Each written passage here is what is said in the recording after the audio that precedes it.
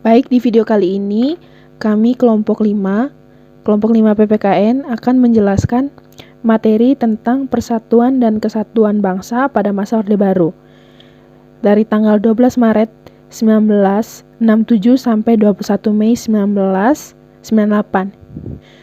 Ini adalah masa pemerintahan dari Presiden Soeharto. Masa Orde Baru merupakan pergantian dari masa Orde Lama. Orde Baru ini dipimpin oleh Presiden Soeharto dan siap membangun kembali pemerintahan yang berdasarkan Pancasila dan Undang-Undang Dasar 1945 secara murni dan konsekuen. Prioritas Orde Baru adalah pembangunan ekonomi dan stabilitas nasional yang sangat mantap dengan pendekatan keamanan untuk mengamankan pembangunan nasional. Jika terjadi gangguan terhadap stabilitas keamanan nasional, maka aparat bertindak tegas sebab pembangunan nasional juga tidak akan berhasil. Pada masa Orde Baru, sistem pemerintahan tetap berdasarkan Undang-Undang Dasar Negara Republik Indonesia tahun 1945, yaitu sistem presidensial. Presiden menjadi penyelenggara negara dengan bantuan para menteri. Selama Orde Baru, telah terbentuk 7 kabinet. Semuanya bersifat presidensial. Yang dimaksud dari presidensial di sini adalah kabinet ini diangkat dan diberhentikan oleh presiden langsung. Penjelasan tentang kabinet selanjutnya akan dijelaskan oleh teman-teman saya. Kabinet masa Orde Baru. Yang pertama, Kabinet Pembangunan 6 Juni 1968 sampai 28 Maret 1973.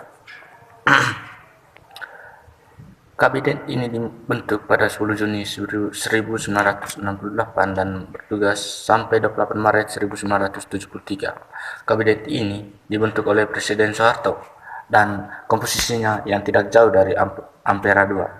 Pada masa kabinet ini, Soeharto sempat merombak kabinet dan melantik menteri-menteri baru dan melaksanakan Pelita 1 dari 1969 sampai 1974 yang bertujuan untuk meningkatkan taraf hidup rakyat dan sekaligus meletakkan dasar-dasar pembangunan tahap berikut. Kemudian Kabinet Pembangunan kedua pada tanggal 28 Maret 1973 sampai 29 Maret 1978. Pada masa ini, Pelita 2 dilaksanakan pada tanggal 1 April 1974 sampai 31 Maret 1979 yang berhasil meningkatkan pertumbuhan ekonomi rata-rata penduduk 7% setahun. Yang ketiga, Kabinet Pembangunan ketiga pada tanggal 29 Maret 1978 sampai 19 Maret 1983. Pada masa ini, Pelita 3 dilaksanakan yang bertujuan untuk menekankan trilogi pembangunan agar tercipta masyarakat yang adil dan makmur berdasarkan Pancasila dan Undang-Undang Dasar 1945.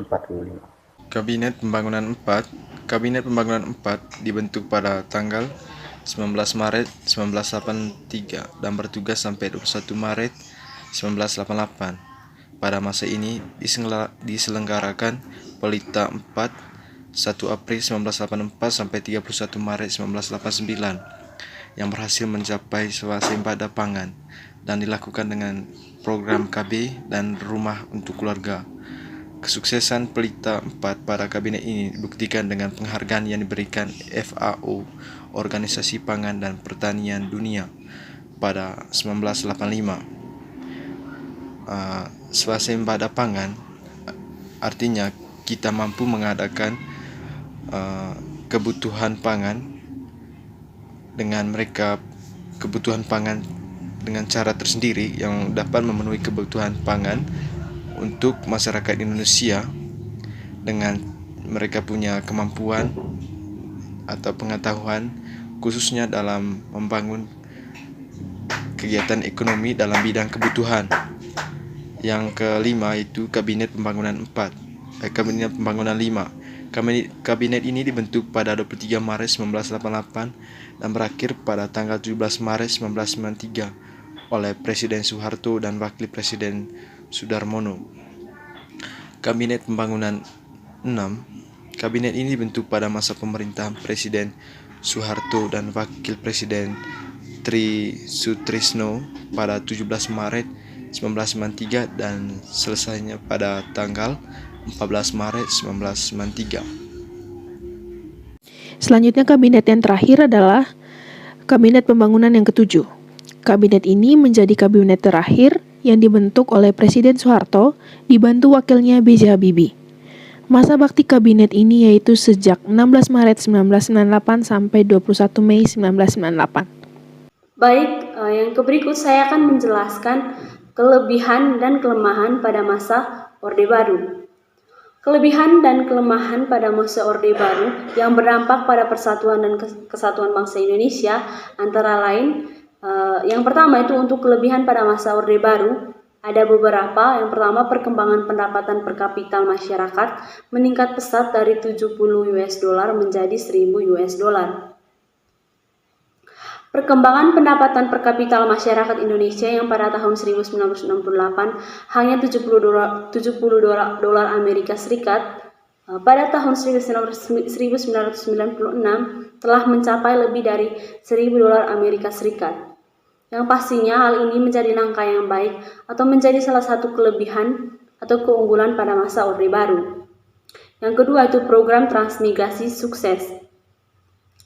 Transmigrasi begitu populer di era Orde Baru. Kala itu, pemerintah meyakini program ini sangat strategis bagi upaya pemerataan penduduk, peningkatan produksi pertanian, dan keamanan negara. Program transmigrasi merupakan salah satu upaya yang dilakukan oleh pemerintahan Orde Baru dalam mengatasi persoalan persebaran penduduk.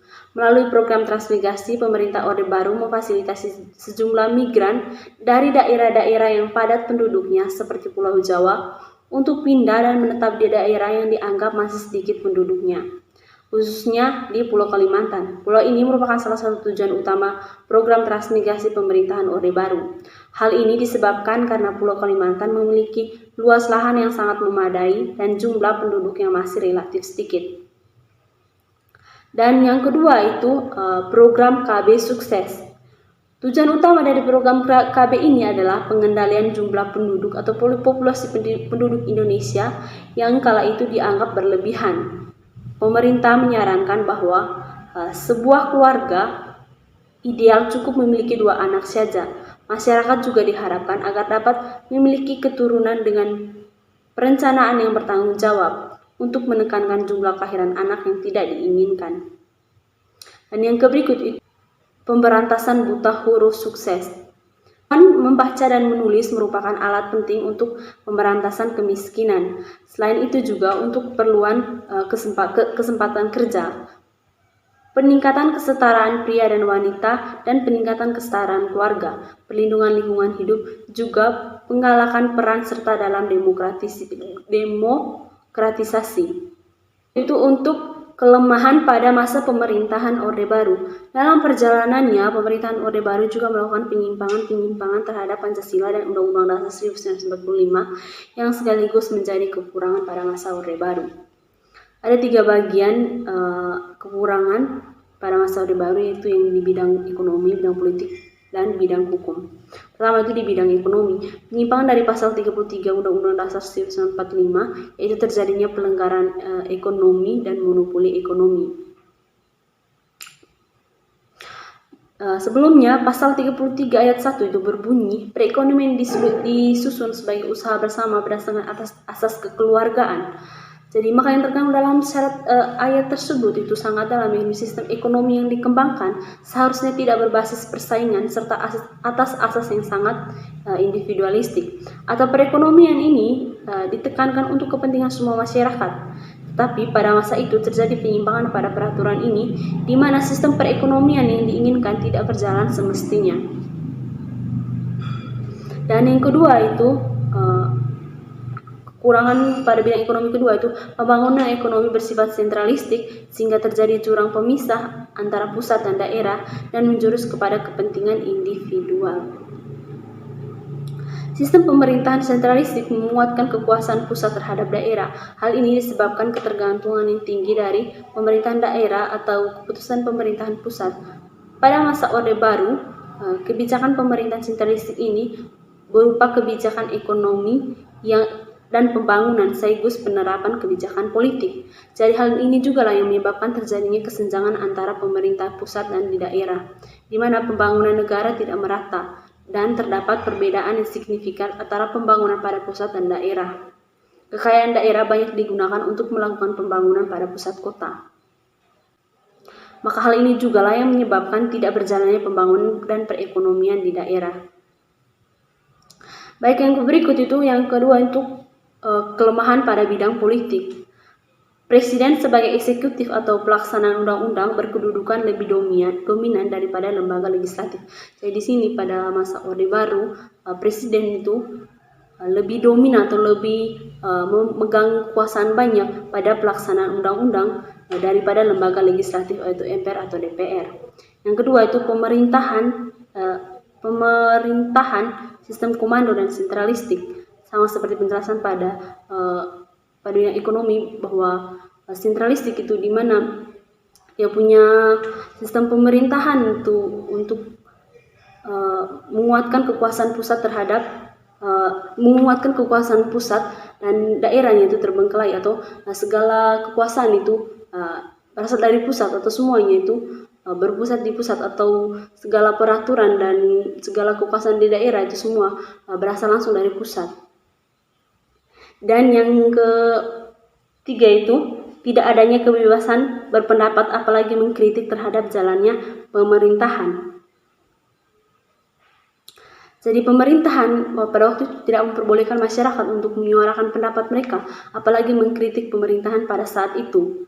Adapun contohnya itu banyak koran dan majalah yang dihentikan penerbitan dan peredarannya secara paksa karena dianggap tidak sepaham dengan pemerintahan, sehingga menyebabkan kebebasan pers sangat terbatas.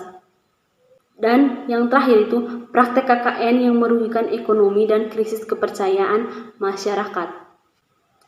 Walaupun ada beberapa perkembangan ekonomi yang terjadi pada masa Orde Baru, tapi sayangnya perkembangan itu dibarengi dengan praktek KKN yang merajalela. Klimaksnya itu pada pertengahan 1997 ketika Indonesia diterpa oleh krisis moneter, yang pada akhirnya maraknya KKN inilah yang menyebabkan penurunan kepercayaan masyarakat terhadap pemerintahan pada masa itu. Dan yang terakhir itu pada bidang politik, kelemahan pada bidang politik itu krisis demokrasi.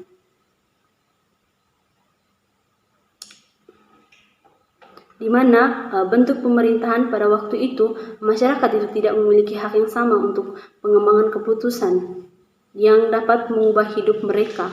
Mereka dibatasi ikut serta baik secara langsung ataupun melalui perwakilan dalam perumusan pengambilan pembuatan hukum. Baik, untuk kelemahan yang terakhir itu kelemahan pada bidang hukum. Ada beberapa. Yang pertama itu supremasi hukum tidak dapat ditegakkan karena aparat cenderung memihak orang tertentu dan kepentingan tertentu saja. Jadi di sini supremasi hukum hanya diberlakukan pada orang tertentu saja dan untuk kepentingan tertentu saja. Atau dengan kata lain, supremasi hukum itu tidak diterapkan dengan baik dan tidak berjalan semestinya. Dan yang kedua itu penguasa sulit kena sanksi hukum atau kebal termasuk juga terhadap konglomerat yang dekat dengan penguasa. Jadi sini tuh penguasa pada masa Orde Baru mereka kebal akan hukum atau hukum yang berlaku di Indonesia waktu itu untuk pemerintah itu tidak berlaku, semua itu hanya untuk masyarakat. Dan yang ketiga, akibat dari keadaan tersebut, Indonesia terjebak dalam krisis multidimensional yang berujung terhadap bangkitnya gerakan reformasi dan menumbangkan rezim Orde Baru tanggal 12 Mei 1998. Selanjutnya, saya akan menjelaskan mengenai Persatuan dan Kesatuan Bangsa Indonesia pada masa Orde Baru. Jadi, dengan kelebihan dan kelemahan masa Orde Baru, tentu saja berdampak pada Persatuan dan Kesatuan Bangsa Indonesia saat itu. Pada awal masa Orde Baru, Persatuan dan Kesatuan mulai dipupuk dengan berbagai kebijakan dari Soeharto sedikit demi sedikit memenuhi kebutuhan rakyat. Contohnya itu dengan adanya program KB dapat menekan laju pertumbuhan penduduk sehingga antara pertumbuhan penduduk dan juga pembangunan seimbang. Kemudian dengan adanya program wajib belajar 9 tahun yang menyebabkan semua rakyat Indonesia mendapat pengetahuan dan pendidikan yang layak. Serta masih banyak kebijakan-kebijakan lain yang tentu saja menyejahterakan rakyat saat itu.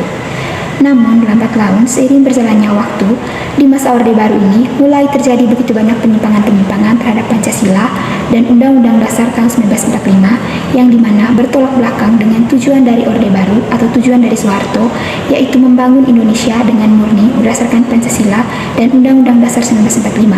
Penyimpangan saat itu yang terjadi seperti KKN yang tentu saja membawa rakyat pada kesengsaraan, terutama yang termasuk ekonomi bawah, menengah bawah. Kemudian karena menganut sistem sentralisasi menyebabkan pembangunan tidak merata antara daerah dan pusat, hingga pada akhirnya terjadi krisis moneter yang berdampak pada berbagai aspek atau yang dikenal dengan krisis multidimensional. Jadi krisis ini menyebabkan terancamnya persatuan dan kesatuan bangsa yang dimana saat itu harga bahan pokok naik, terjadinya keributan antara warga negara Indonesia asli dan orang-orang Tionghoa yang saat itu menguasai perekonomian di Indonesia. Singkatnya, pada tanggal 19 Mei 1998, mahasiswa Trisakti melakukan aksi demonstrasi untuk menuntut reformasi atau perubahan secara cepat terhadap sistem yang telah ada secara menyeluruh. Adapun beberapa tuntutannya yaitu yang pertama menuntut Presiden Soeharto turun dari jabatan, kemudian menuntut penghapusan dui fungsi ABRI, menuntut amandemen UUD 1945 dan otonomi daerah, menuntut penghapusan KKN, serta menuntut tegaknya supremasi hukum dan HAM. Aksi demonstrasi ini merupakan demonstrasi terbesar yang pernah terjadi sepanjang sejarah Indonesia. Demonstrasi ini sendiri menyebabkan 4 mahasiswa Trisakti tewas, yaitu Elang Mulia Lesmana, Heri Hartanto, Hafidin Royan, dan Hendriawan Sie, akibat dari tembakan peluru di tempat-tempat vital seperti kepala, tenggorokan, dan dada. Dengan tewasnya 4 mahasiswa ini, tidak sama sekali membuat rakyat Indonesia takut, malah menambah semangat dan kesatuan demi menjunjung tinggi reformasi. Hingga pada akhirnya, Soeharto mundur dari jabatan presiden pada tanggal 21 Mei 1998 dan digantikan oleh wakil presidennya yaitu B.J. Habibie sebagai presiden ketiga RI. Nah, dari situ dapat dilihat bahwa persatuan kesatuan Indonesia itu di akhir masa pemerintahan Orde Baru ini sudah sangat tumbuh, di mana di situ jiwa nasionalismenya mereka itu sangat tumbuh dan mereka menyadari hak-hak mereka sebagai warga negara Indonesia yang sudah merdeka, yaitu dimulai dengan kesadaran dari mahasiswa, kemudian demonstrasi besar-besaran yang dilakukan oleh mahasiswa ini menunjukkan bahwa kesadaran terhadap hak-hak warga negara itu sudah sangat tumbuh pada masa itu. Yang terakhir adalah kesimpulan.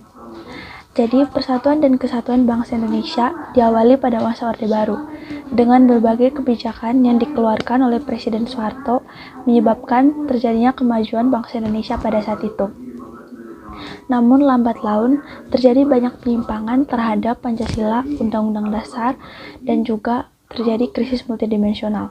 Hal ini membuat persatuan dan kesatuan bangsa Indonesia terancam. Namun, bangsa Indonesia tidak menyerah seperti keadaan di mana mereka dijajah oleh bangsa Jepang dan juga bangsa Belanda. Bangsa Indonesia saat itu telah menyadari bahwa mereka telah merdeka dan mereka harus memperjuangkan hak mereka sebagai warga negara Indonesia. Kesadaran tersebut tumbuh dimulai dari para mahasiswa dan kemudian diikuti oleh seluruh masyarakat Indonesia, yang pada akhirnya mereka mampu menurunkan Presiden Soeharto dari jabatannya dan menyerukan adanya reformasi terhadap NKRI. Hal itu menunjukkan semangat persatuan dan kesatuan bangsa Indonesia telah nampak walaupun berbagai masalah terjadi di Indonesia, namun rakyat mampu menyerukan keadilan dan hak mereka.